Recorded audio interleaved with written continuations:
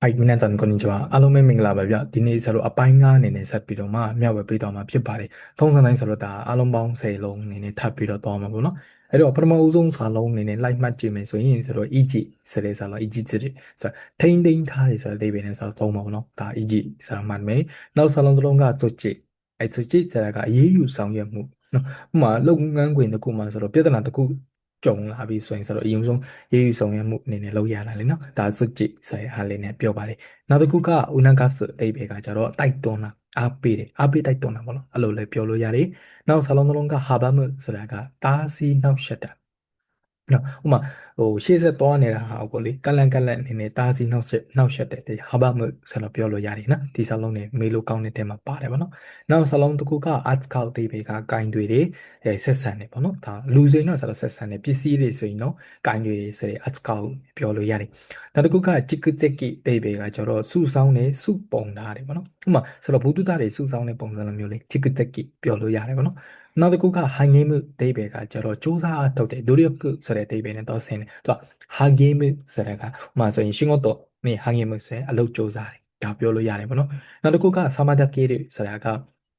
နောက်ရှက်တစ်ခုဖြစ်စေတဲ့သဘောပါနော်ဆိုတော့ဆာမဒကေရအဟံတာဖြစ်စေတယ်လဲတုံးတယ်နော်အဲ့ဒါကိုဆာမဒကေရဆိုတော့မှတ်မယ်နောက်စာလုံးတစ်လုံးကချက်ကုမကုချရဒါအဓိပ္ပာယ်ကကျတော့အာယုံဆိုင်တယ်အဓိပ္ပာယ်နဲ့မှတ်မယ်ပေါ့နော်အာယုံဆိုင်တယ်နောက်တက်ခိုင်းချရဒါတန်ဆောက်ဝင်မယ်နော်တက်ခိုင်းချရဆိုတာကပြန်လေရုပ်သိမ်းတယ်ဥပမာဆိုတော့ပြောလိုက်တဲ့စကားကိုပြန်ရုပ်သိမ်းလိုက်တယ်ဆိုတော့ချုပ်တဲ့စာချုပ်ကိုပြန်ပြီးတော့မှမချုပ်တော့ပြန်ရုပ်သိမ်းလိုက်တယ်ဆိုတဲ့ဒါတက်ခိုင်းချရလောက်လိုက်တယ်လို့ပြောလို့ရတယ်နော်အဲဆိုတော့စာလုံးကနည်းနည်းလေးသုံးလို့ကောင်းတဲ့ထဲမှာပါတယ်ပေါ့နော်ဆိုတော့တေချာလေးမှတ်စေချင်တယ်ပေါ့နော်ဆိုတော့ပထမဦးဆုံးပြန်ပြောမယ်ဆိုရင်နောက်တစ်ခေါက်ပေါ့နော် EG ထိမ့်သိမ်းထားခြင်းဆိုကြည်ဒါအရေးယူဆောင်ရွက်တာနောက်ဆိုတော့ဦးနကစဒါအဓိပ္ပာယ်ကတိုက်တွန်းတဲ့အားပေးတယ်နောက်ဟာဘမှုစာကတားဆီးနှောက်ယှက်တာပေါ့နော်နောက်အတ်ကောက်အဓိပ္ပာယ်ကဂိုင်းတွေတယ်ဆက်ဆံတယ်จิกุเจกิစုဆောင်တယ်စုပုံလာတယ်ဟန်ငေးမှုစ조사အထုတ်တယ်ဆမဒကေတွေဆိုအနောက်ရှက်ဖြစ်စေတယ်ချက်ကုမကုツルဒါအာယုံဆိုင်တယ်တက်ကိုင်ツルကပြန်လေရုပ်သိမ်းတယ်ရနော်ဆိုတော့ okay အဲ့ဆိုရင်ချက်တော့ကတော့အနေနဲ့ဆက်ပြီးတော့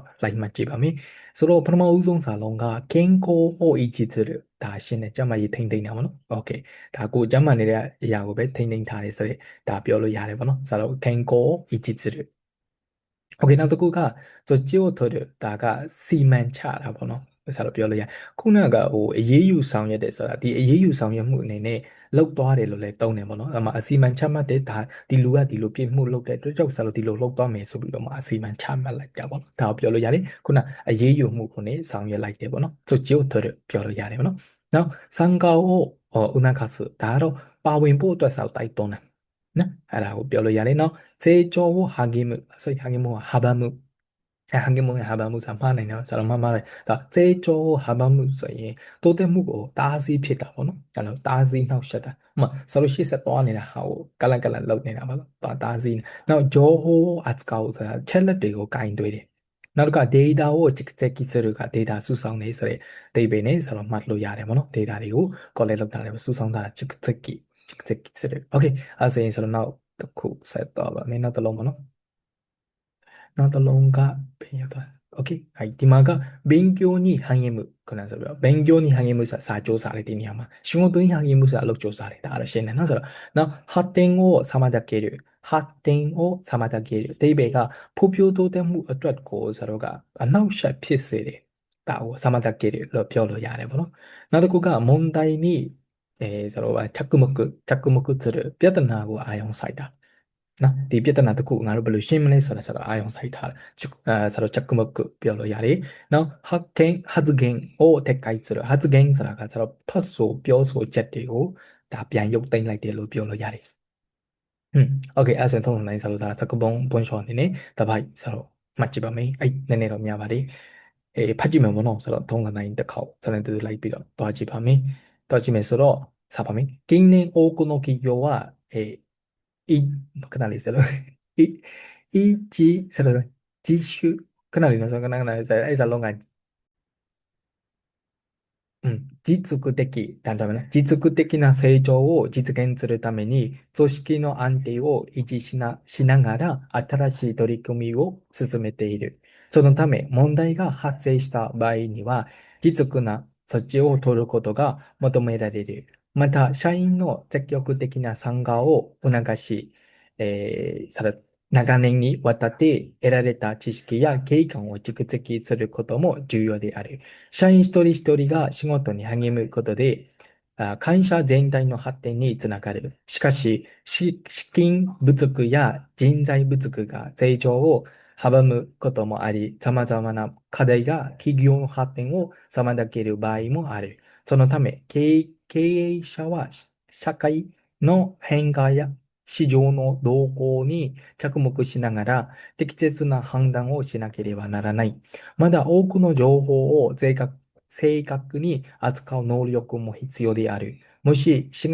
計画に問題があると判断された場合には、その計画を撤回する判断も重要である。OK အဲ့ဒါဆိုရင်ဆိုတော့သုံးသပ်နိုင်မှာနော်ဘာသာပြန်ကြည့်မှာပေါ့နော်ဆိုတော့ဒီမှာကစာလုံးကပေါ့နော်ဆိုတော့သုံးသွားတဲ့ဟာကဒီမှာတစ်လုံးဆိုတော့တွေ့ရမယ်နောက်ဆိုကြည့်နောက်促す